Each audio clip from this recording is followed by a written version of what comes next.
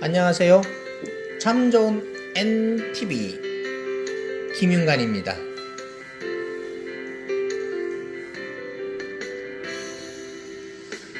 오늘은 세종시 아파트 경매 사건 검색에 관해서 알아보고자 합니다. 자, 시작합니다. 세종시 아파트 경매 사건을 검색할 때 어디서 검색할 수 있는지에 관한 겁니다. 주로 우리가 검색하는 방법에 여러 가지 방법이 있는데 그것을 어디서 접할 수 있는지 하는 게 첫 번째고요. 두 번째로는 우리가 검색을 했는데 그러면 그 부동산 경매가 도대체 어떤 것이 있는지, 어떤 종류를 가지고 있는지에 대해서 한번 용어를 배워보고자 해요. 그래서 형식적인 경매인지 실질적인 경매인지 종류에 대해서 한번 보겠고요. 그리고 세 번째로는 우리가 권리 분석을 만약에 한다 할 때 그 기준되는 권리가 있대요. 어디서부터 시작을 할지 모르잖아요. 그러니까 기준을 잡아야 되는데 그 기준되는 권리를 찾아야 된다 라고 해서 말소와 인수의 기준이 되는 권리를 6가지가 있어요. 그거에 대해서 어떤 것이 있는지 알아보겠습니다. 자, 그러면 지금부터 첫 번째부터 시작하겠습니다. 경매 사건 검색하는 법. 우리가 보통 경매 사건을 검색할 때 생활정보신문 같은 거, 교차로라든지 벼룩시장, 가로수 이런 데서 많이들 봐요. 그리고 벽지 아니면 학원 이런 데서도 많이 접하잖아요. 근데 일상적인 거 처음 접하시는 분들이 많이 접하는 방법이고요. 내가 경매 조금 할 줄 아는데 경매를 찾아보겠다. 그렇게 하면 대법원 경매정보 사이트라는 게 있습니다. 거기에서 회원가입 안 하셔도 되고 회원가입 하셔도 돼요. 그래도 회원가입하면 조금 더 장점이 있어요. 내 물건을 관리할 수 있거든요. 그리고 유료 사이트하고 무료 사이트가 있습니다. 유료 사이트는 이제 돈을 내고 하는 거고 무료 사이트는 돈 안 내도 회원가입만 하면 그냥 무료로 볼 수 있어요. 어지간한 거는 유료 사이트하고 비슷하게 제공을 하고 있습니다. 대신에 돈이 들어간 등기부라든지 전입세 연락 같은 거 이런 것들은 제공을 안 하고 있어요. 그런 것들은 제가 직접 가서 떼야 된다는 거. 대신에 거의 유료 사이트하고 비슷해요. 보기도 편하고요. 자, 두 번째로는 부동산 경매 종류에 관해서 알아보겠습니다. 부동산 경매 종류에는 실질적인 경매, 형식적인 경매로 나뉠 수 있는데요. 실질적인 경매는 뭐냐? 채권을 맞춰주는 경매이기 때문에 임의 경매하고 강제 경매로 분리합니다. 그래서 임의 경매는 은행에서 돈을 빌려주고 안 갚으면 넣는 게 임의 경매예요. 그리고 강제 경매는 개인 간에 돈을 빌려주고 안 갚아요. 그러면 소송을 걸어가지고 판결문이라든지 집행권을 얻어가지고 채권을 회수하는 경매다라고 생각하시면 됩니다.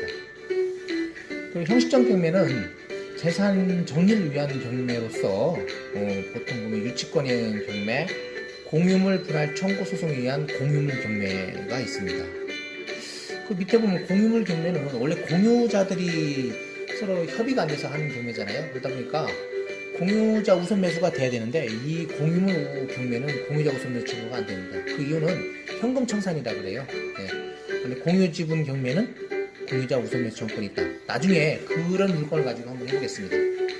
자, 이제 권리 분석을 하려면 우리가 말소 기준 권리를 알아야 되는데 그 말소 기준 권리는 법정 용어는 아닙니다. 도대체 뭐가 있을까요? 6가지가 있다고 하는데 저당권, 근저당권, 가압류, 압류, 담보가 등기, 경매 개시 결정 등기가 말소 기준 권리입니다. 이보다 여기서 중에서 최고 빠른 거 날짜에서 이보다 앞서 있는 권리가 있다면 그거는 인수가 되는 거고요. 그보다 뒤에 있는 것들은 다 소멸됩니다. 그래서 소멸주의라는 것은 내가 낙찰을 받았을 때 사라지는 거, 없어지는 것이 소멸주의라는 거, 소재주의라고도 해요. 인수주의는 내가 낙찰을 받았을 때 나한테 부담으로 다가오는 것이 바로 인수주의입니다. 그래서 말소와 인수의 기준 권리는 이렇게 6가지고 전세권이 있는데 선수의 전세권은 왜 가끔 될 수도 있고 안 될 수도 있는 게 있어요. 그래서 제가 세모로라고 합니다. 전세권자가 배당료가 안 하면 안 돼요. 그래서 현실정세권은 꼭 기준권리는 아니라고 봅니다. 네. 자, 여기 보면 무료 사이트거든요. 제가 이지옥션이라고 해서 무료 사이트에 가입을 했는데 정말 유료 사이트하고 비슷해요. 뭐 어지간한 정보도 다 제공하더라고요. 이렇게 보시면 되고, 이거는 법원 경매 정보 사이트. 네, 아까 제가 로그인 해도 되고 로그인 안 해도 된다고 했잖아요. 뭐 보는데 굉장히 좋습니다. 사건 검색할 때는 이거 꼭 보셔야 돼요, 원래. 네. 제가 경매 진행할 때는 꼭 봅니다. 자, 이건 제가 보고 있는 유료 사이트 구독션이에요. 뭐 이지옥션, 뭐 태인 경매 등 여러 가지가 있는데 저는 구독션을 쓰고 있고, 많은 분들이 또 뭐 태인 경매도 쓰고 지지옥션도 본다고 하더라고요.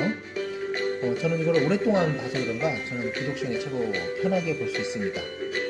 그리고 유료 사이트는 뭐 많은 정보를 갖고 있어요. 정보를 제공하고 있고요. 자, 그러면 제가 한번 세종시 아파트를 한번 검색해 볼게요. 세종하고 소그룹으로 또 아파트라고 해서 치고 들어가면 세종시 아파트만 딱 뜹니다. 그래서 오늘 권리 분석할 그 대원 네스트빌 사건 관심 물건으로 담아놨는데요. 그 물건을 가지고 한번 우리가 지금까지 배운 용어를 한번 여기다가 한번 보겠습니다. 어떤 것인가. 그래서 대원 네스트빌 클릭하면 이제 경매 사건을 열람할 수 있어요. 열람하는데 이렇게 지금 열람하는데 보면 좌측 상단에 있는 게 사건번호예요. 그리고 그 위에 쬐끄맣게 보이는 글씨가 지금 관할법원, 그리고 경매 몇 개인지, 전화번호도 나와 있네요. 그리고 주소, 그리고 뭐 면적 같은 거, 지금 이 아파트의 면적, 그리고 감정가, 그리고 입찰보증금, 채권자, 뭐 채무자 다 표기되어 있고, 그리고 이게 지금 임의경매라고 되어 있죠. 아까 임의경매는 뭐라고 그랬어요? 네, 은행에서 넣었다라고 했잖아요. 90% 정도가 거의 은행에서 넣은 걸 임의경매라고 합니다.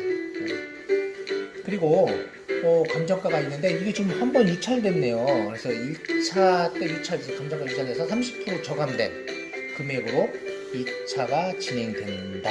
네, 라고 지금 떠 있는 거고요. 사진도 쭉 나와 있고, 여기 좀 등기부를 쭉 나열시켜 놨습니다. 여기 보면 아까 뭐를 찾아야 되겠죠? 권리 분석하려면 말소 기준 권리를 찾아야 되잖아요. 뭐 감료, 압류, 뭐 저당 이런 것 중에서 경매 계획 중에 가장 앞서 있는 거, 그것이 말소 기준 권리라고 했습니다. 아까 임의경매를 했으니까 당연히 은행이 채권자겠네요. 말소 기준 권리를 찾았으면 그 뒤에 있는 것들은 다 소멸한다고 보시면 되고요. 가끔 소멸 안 되는 게 있어요. 이제 그런 건 나중에 그 사건을 가지고 하면서 자세히 설명드리겠습니다. 그리고 그 옆에 보면 지금 배당 요구 종기일이라는 게 있는데, 이게 임차인이 있는 경매 사건일 때 굉장히 중요합니다. 배당 요구를 종기일까지 했는지 안 했는지, 그거에 따라서 인생이 좌우될 때도 있습니다. 자, 그 외에도 여기 보면 뭐 물건 현황이라든지 매각 물건 명세서라든지 송달 내역, 그리고 뭐 최근 뭐 낙찰 가격, 그리고 부동산에 관한 물건 분석을 할 수 있는 모든 것들이 연동되어 있습니다. 그리고 임장 활동을 안 해도 될 정도로 되어 있는데, 그래도 임장 활동은 꼭 가셔야 된다. 임장은 제가 옛날에 임장 안 갔다가 피본 적이 있어서 그렇습니다.